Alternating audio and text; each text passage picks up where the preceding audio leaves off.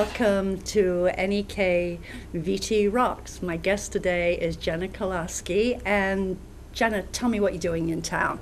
Yes, well, thank you for having me. So I work for the Vermont Council on Rural Development. We are a small four-person staff, a small nonprofit, and we're a neutral facilitator of public process. And what does that mean? So what it means is that we're neutral facilitators. We bring together communities, we bring together policy leaders, and we facilitate a neutral platform of conversation. And so what it means in the context of how we're working with Newport is that we have worked with about 56 towns over the last 20 years on a facilitated process that we call a community visit process. We come to a community, we're invited to work with a town. We come to a community without any agenda. We're not social engineers. We have no idea what's best for the town that we're working with. But what we do well is we lead facilitated discussions, and we manage a business-like meeting that helps the community identify common goals and initiatives, select priorities for action, and then connect with resources to get those things done. So we've been invited to work with the city of Newport. We were invited by the city council, but once that invitation is made, we're working in support of the whole community. Everyone is equals in the process, and we're kicking off that process on December 13th. I know you've been to some of our city council meetings, and I really don't want to get into sort of city politics because it's truly pointless, and it's not the purpose of this. But you know from an outsider's perspective that we certainly have some challenges. And some of those challenges were thrust upon us. We have no control over them, like a bloody great hole in the ground that is there, and it's a conversation piece, certainly. But some of the other challenges are from within us. And like a lot of small towns, we're divided around many issues.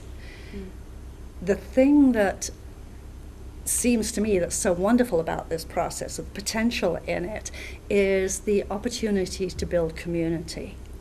And I'm not invested in outcome. I have no idea what we're going to pick. I actually don't even care. I am really interested in building community. How does your process help with that?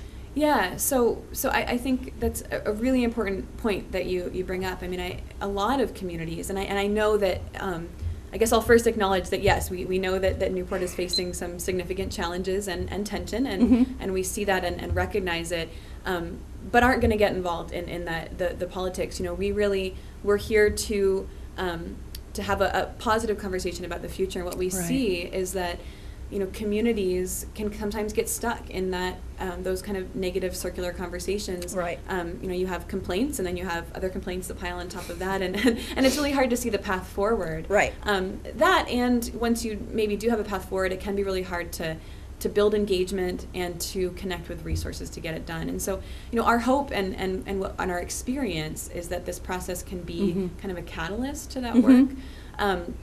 Between now and December 13th, we're going to do everything we can to get the word out to everybody in town. We want everyone to get sick of hearing about it, really. We want people to see it 5 different times.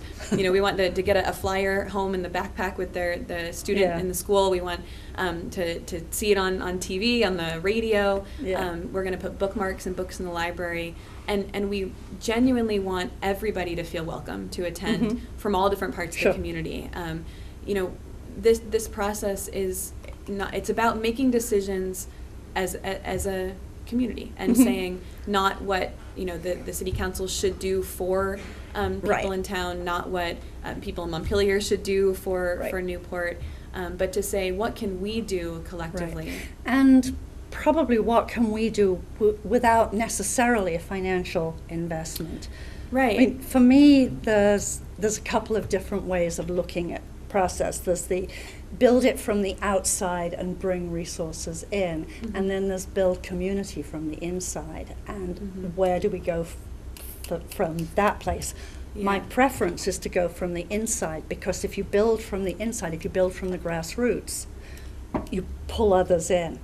People get intrigued and involved. Yeah, I think that's right, and I think that's a kind of a fundamental part of the process. And I'll just say, I think we see a broad, we've worked with 56 communities, like I said. In Vermont, all of them. In Vermont, from Bennington to Rutland to lately we've worked in Craftsbury, Hardwick, St. Johnsbury, we just wrapped up in Burke.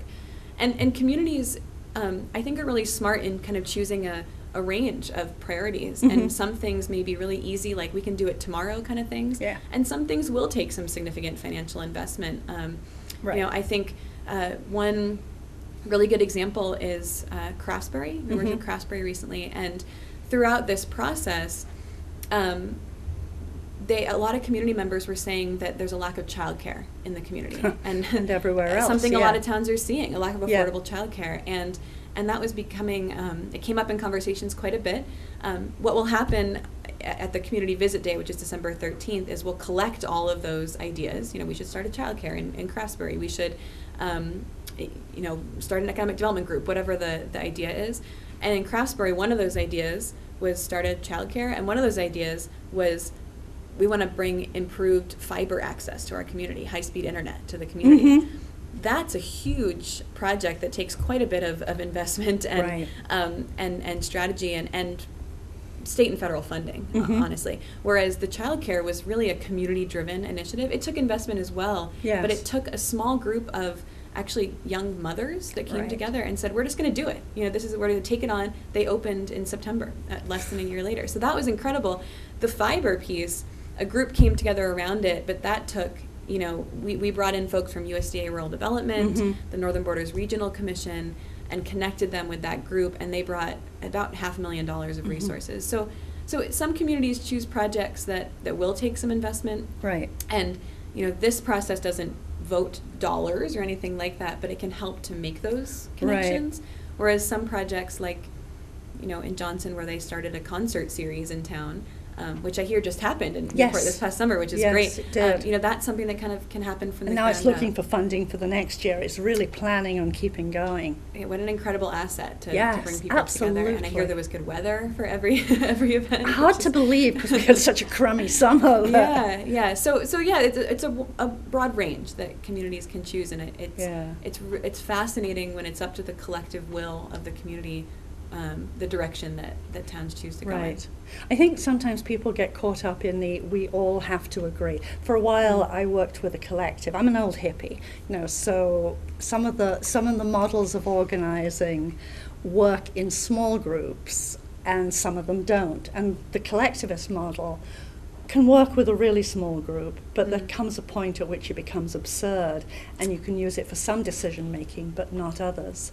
And the likelihood of a collectivist model working in a town like Newport with our population, number-wise, is absolutely insane. But if there's a range of options, 2 or 3 projects, one that may take a longer-term view and money, and others that are smaller and more manageable, then there's that sense of success. It's true, when you have that kind of lower hanging fruit, although nothing in community work is low hanging fruit, it's all challenging, but when you have those kind of more tangible, in Burke they have a group that's working on traffic and safety in their downtown, with the rise of Kingdom Trails, you have bikes going back and forth, and so the group has their work cut out for them. That's hard work to redesign a streetscape. Right, that's actually a major issue here. Not so much about redesigning the streets, although in a perfect world it would be. It's about enforcing speed minimums and maximums and sustaining that. And so they had that challenge in Burke, and I just got an email that they've put in a new stop sign in town, and that's happening. And so it's like, even though they have this long-term project that's going to take a lot of time and some investment and resources, there are things that can happen right away, and then that starts to, people see that there's movement happening, and they get engaged and excited, and you see that with beautification efforts, with community events and activities. Anytime you can take the opportunity to build excitement and engagement in the community, it's just going to help drive forward and shift the tone towards a more positive. I mean, when we moved here, which is 10 years ago now, Newport had a heartbeat, a strong, vibrant heartbeat. That didn't mean that there weren't a ton of things that needed to happen and change, but there was a heartbeat, so there was energy there. And because we've been more than a tad beat up recently, it's the beat is still there, but it's struggling. Yeah. So something that can give us the oomph to come back and regroup. Yeah, I think oomph is a good way to put it. To Yeah, kind of it's a drive some of technical that. term. Yeah, it's good. I should use that more often. Yeah, and with this process, so the way it'll be structured is on December 13th, there'll be these series of forums, 9 different forums, and they're on a broad range of topics that were chosen by folks locally. How did the people, and let me just back you up for 1 second, how did the people who brought the initial topics together come together? Yeah, so when we are invited to work with a community, we build an initial steering committee, and it's not a very scientific process. It's mostly that I start making phone calls. I call, community leaders. I call the school principal. Call organizations in town, and I kind of ask around and say, if I wanted somebody from the faith community to come and share their perspective, somebody from the school community. Someone to really just kind of represent local community leaders, the arts. I think I said schools, city leadership. We look at that hospital. We look at the broad range of all different groups that kind of make up Newport. How about real citizens? And real citizens, that's right. Of course, all are citizens, but people, we want people who aren't necessarily agency heads or appointed or elected. We want people just, representing people that live in town and are interested in the community. And so we build that group and we bring them together. They don't make any decisions for the process, and in fact, it's a one-time meeting. That group goes away at this point, and they become equals as well. But they help us to guide the process. We're not experts in Newport by any means, and we know that residents here are.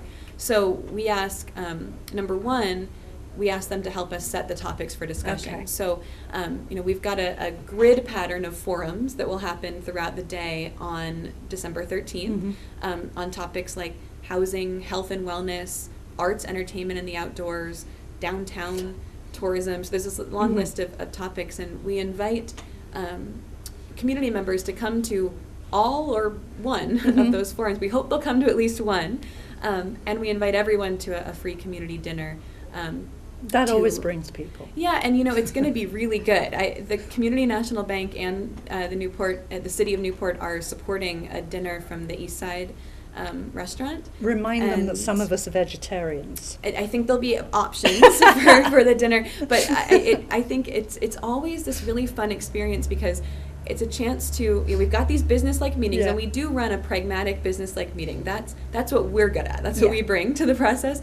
And we ask, what are the assets in housing? What are the challenges? And what are we going to do? And we build that list.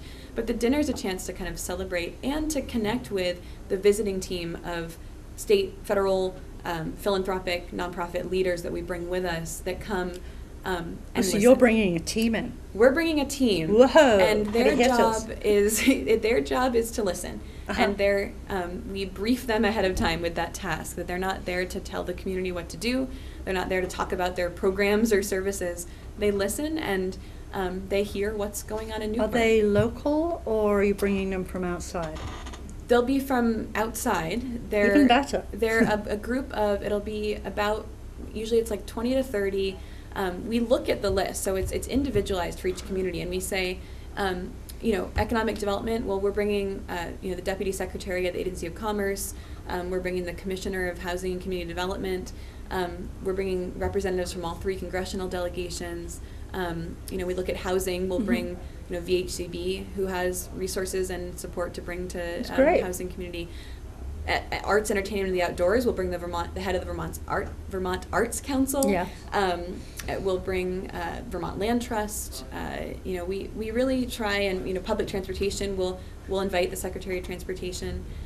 So our list is building and growing, and I gotta say, people are eager to be here in Newport. They are. They know about some of the recent challenges that Newport has faced, but they also see all these exciting opportunities. We have so much potential here. Yeah, I think people recognize that, and yes, there's a hole in the ground. That's a challenge, maybe an opportunity, but it's there. But there's also potential in recreation and outdoor activities, and in having it's beautiful lake right in the downtown, and having a beautiful block of businesses right in the downtown. Right. And, a lot of towns would kill to have a walkable downtown center like Newport does. So there's a lot there, and it's just a matter of the community deciding what they want to take on and what's next. And so we'll bring these resource leaders with us, and we'll gather hours and hours of testimony from Newport residents. And it's the chance to, in any of these forums, any ideas are welcome as long as they're action ideas. That's really what we're looking for. Yeah, and I mean that's such an important thing with community building, that no idea is a totally stupid idea. That it's true. Some ideas are stupid. Let me. But there is a piece that can be either worked on and worked up, or a piece that can be removed from an idea.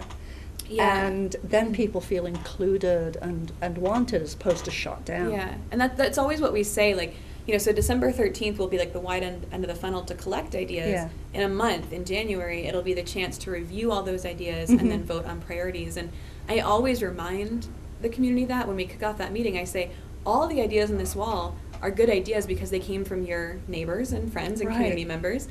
However, if you try to do all of them at once, no one's going to succeed. And so it's a matter of saying, well, what are the things we want to do now? And nothing is lost in the process. You know, this process is not about building a plan or vision that sits on the shelf. It is about action priorities, but we do issue final reports. So we have these kind of final reports at the end that have each new committee's action plan. Contact info for all those resource team members that came, so you can call them and say, hey, remember that day that you sat and listened to what's going on in Newport? Well, we're working on this now and we want your help. But all those ideas on the wall are captured. And we've had towns come back to us, you know, in Killington, they came back to us 8 years later, and they said, oh, we did everything on our list, and we want to go back to the community and see what's next. And we said, oh, you've completed your 4 priorities, and they said, no, everything on the list. Wow. they finished their priorities, and they went back and wanted to take on what was next. So every town is different in terms of how they use that report. But I mean, Newport, like many other towns, has certainly had experience with a group coming in, parachuting in, we'll help you fix yourselves. Great big report comes out of it. One that doesn't look quite as nice as that's nicely done. But you know, it's one of those ones that gets stapled together and it sits on a shelf. If you look at our website, we have a couple of them attached there. How can we, the community, and this isn't about you, this is about us, the community, yay, back to community. How do we make sure that it retains its energy? How do we keep it moving forward? How do we, the community, sustain ourselves when we don't always get encouragement, and we know the encouragement has to come from within? Yeah, I mean, that's a really, really good question, and I think no answer. I don't have an answer for Newport specifically, but what I can say is what we've seen in other towns. And I think what we see is, I think with these reports, and I think it's much better to refer to them as an action plan. When we wrap up this process, we do step back, and we don't come in pretending like we're going to answer all the challenges in the community, but we step back and we leave it to community leadership to move forward. And what we've seen in communities that have been able to sustain the work over time is we see leadership that steps into we see people that step into that leadership role that are getting things done in an active way, and that keeps people engaged. When you have a meeting that doesn't get to action, people lose interest and they don't want to take part anymore because it gets boring, and the smart active people that you want engaged are gone because it's not interesting anymore. And so I think the best thing that can happen coming out of these is that you end up with 3 to 5 new task forces. You have engaged volunteers that have signed on, and we do put out sign-up sheets, and we say, if you're willing to move this priority forward, sign on and attend meetings. And then we do a little bit of training and work with local leadership to, and I say local leadership, I mean a chair. We have a local chair of the process that has not been identified in Newport yet. We work with the chair to identify task force leaders for each new group. And then we provide them with a little bit of training and support ahead of time. Here's a way to structure a meaningful agenda, some ways to facilitate, because that's what we find is groups that are focused, getting the resources they Get need it and done. moving forward and get Yeah. it done is the way to keep people engaged. And when you have, like we already talked about, those little successes, Yes. and you're showing momentum, then people get interested and, Yeah. and you continue to engage. How do we stop it being, I'm going to use the word a pissing contest, between some of the agencies? And I'm not criticizing the role of the agencies. They exist, they need to exist. Mhm. However, when they dominate a group process, everybody else leaves because there's no longer a role. It becomes focused on the agency and building whatever that agency is. Whereas if this is a community process and we want community to run it, to be it, how do we prevent that from happening? Well, what we try and do is, as facilitators, is we lead a discussion in which everyone in the room is equals, and that means both, who you're kind of describing as agency leaders and community. No Yes. one group gets more time than the other, and it's a level playing field when we lead a conversation, and that's what we do best. We've, like I said, run this many times over the years. We're skilled facilitators, and that's really critical and inherent in the process. That that everyone in the room gets their say, and that everyone, we end any back and forth or kind of argument, because it's not about that, right? We say we hear that and that's in the notes. We hear that, that's in the notes, and what's next? What's your idea? Great, we've captured that. And what's your idea? And we capture that, and then we have a community discussion in that second step. In January when we come back together. And people get a chance to champion the ideas, and they get to say, well, here's why I think this is most important. Here's why I think this one's most important. And often when you have that managed conversation, the kind of general will of the community really has a way of choosing a positive direction, and can really rally behind it. Do you hope that the conversations continue between December and January, whatever the date is in January? Yeah, I think they will inevitably, and the good thing about this process is nothing in this process shuts down any other work that's already going on. Exactly. The community will continue to work on things. We know there's so many great things happening in Newport already. They'll continue, but this will be a chance to just hone in on some of that work. But yeah, so in December 13th, everyone is invited to come out and share their ideas, and then we have a lot of work to do between the 13th and January to do kind of a cluster analysis of all those ideas, and we bring them back, and we do another deep round of outreach to make sure everyone is engaged throughout the process. Yeah. Initially I thought December through whatever, so many people are out of town then. Yeah. It's so gloomy and cold and grey. People go out during the day, they do whatever they do, and then they go in and hide under blankets. Right. But in reality, because there's not a whole lot of other things happening in the evenings, this is probably a really good time to do it. Our hope is that it'll engage a lot of people. I think it's happening right in the center of downtown. Yeah. Forums will be at the United Church, at City Hall, and at the library, and then the dinner is in the gym at City Hall.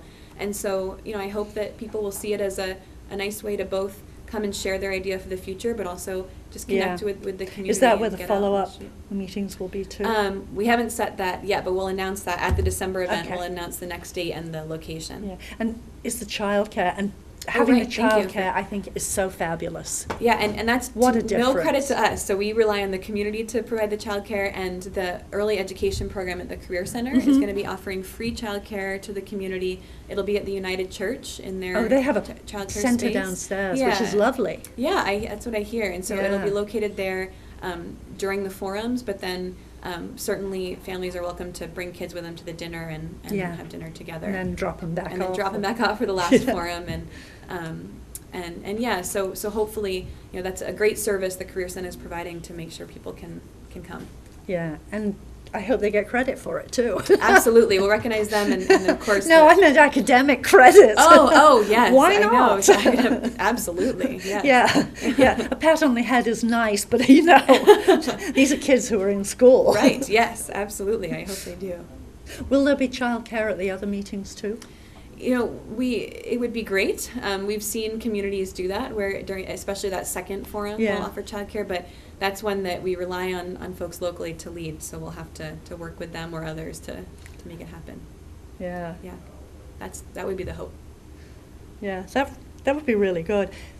And it also might let some of the kids who are in that program, or young people who are in that program, be seen around town so people will know, and then maybe those who want to provide childcare locally that's might be true. able to do that. It also just adds a great deal of vibrancy to the day. Yeah. You know, I think when we were up in Island Pond, I think we had about 20 kids in the childcare there, and to have young parents engaging and to have the kids participating there, and then in the dinner, it adds a lot of energy, and it gets people thinking about the future and thinking, you know, these are the folks that we're working for, and they should be engaged. One of the things that I think has been really harmful in the long run to community has been the sort of separating of different groups of communities. When people talk about housing here for older people, they talk about it, you know, separate, like a gated community, which to me would feel like a prison.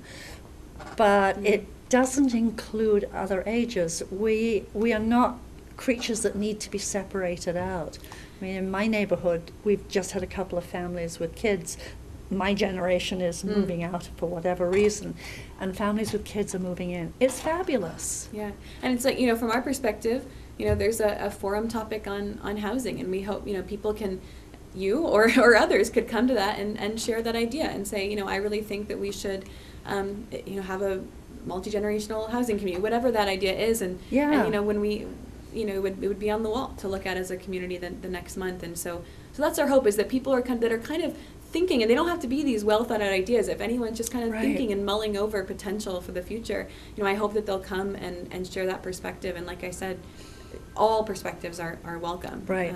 And all options well. can be there. I mean, if people want to live, quote, separately, whatever that means, they can do that. If they want a set of senior houses where there's only seniors, that can happen. Sure. But equally, it doesn't have to be separated from the rest of the world, the rest of Newport. Sure, yeah, we see communities tackle housing in all kinds of different ways and different structures. Yeah, there's so many options there. And all of us need to be thinking about it. Yeah, and most of the issues that we have in Newport are no different from anywhere else.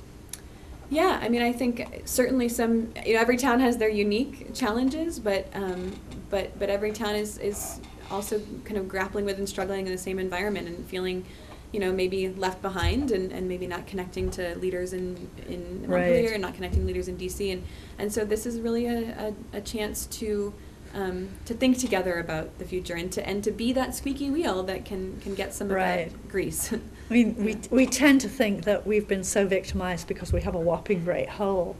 But you can flip that and say, wow, look what we've got. Think of the potential and all we've those got other here. opportunities that are out there. Absolutely. Exactly. Yeah. We've got a lake. You don't. What an incredible asset. Yes. Exactly. Yeah. And that'll be the first part of each of the forums on December 13th, is to say, what are those assets? And often I think that communities are surprised by, as a facilitator, I sometimes have to say, all right, we got to move on, right? Like, because when you start to think about all the great things, all the great assets in your community, sometimes it's a longer list than you think. Yeah. I mean, clearly I'm not from here. You probably noticed that. Yes. I'm not your average flatlander, but because I'm even flatter landing. Yeah. But we look around here and we think, wow, this area has just so much, including how easy it is to hop over the border. Right. And that's great. Right. Yeah. And then it's just a matter of thinking how to build on that and how to, you know, what are those concrete areas where we can get work done, and not get shut down by the marketing of fear. And that is marketed. It's marketed all over the country. And again, that's not Newport. It's hard to sustain and build community if we're having it pounded into our heads that we should be scared of each other. I mean, that's a great way to divide and conquer and control us, but it's not useful to build community. And most people that I come across certainly want what I want and what each other wants. We may want it in slightly different forms, but we all want to feel a part of something and to feel safe in our homes and in our community. Yeah. And we have that opportunity.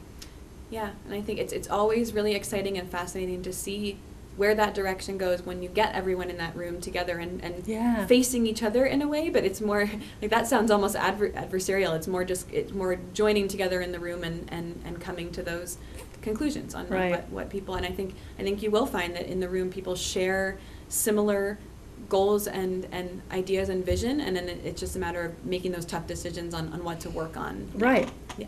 It's like the community meal that we're going to have. You know, many of us have different dietary needs, and we can still bring that together around one table. Around one meal, that's right. So yeah, we hope that everyone will participate on December 13th. Right. If people want to know more, there's information on our website, which is vtrural.org. Or there's information, you're going to start seeing flyers all over town, and information on the Facebook page Yes. and website. So a lot of different ways to plug in. And we talked about ahead of the discussion that if people aren't able to make it, we hope everyone come to the forums. Yes. And like I said, there's no commitment. You can come to one, come to all of them, Right. whatever works. But if people aren't able to make it, people can send me ideas before the Great. January meeting that I Yeah. can integrate. People can reach me at Jenna, Jenna, at vtrural.org, or just by heading to our website and finding me on there. And we'll post all and of this we can post information. on community forums. Yeah. And we hope that everyone will share the event and invite friends and neighbors. Yeah. It's open and welcome. And, we see towns where we have upwards of 200 people participating, and we hope to see that. And That would be in Newport. fabulous. Yeah. And we are out of time. Thank you so much for agreeing to do Well, this. And thank I'm you. really looking forward to the 13th. Well, good. Well, we'll look forward to seeing you there and working with the community. Yeah, thank you.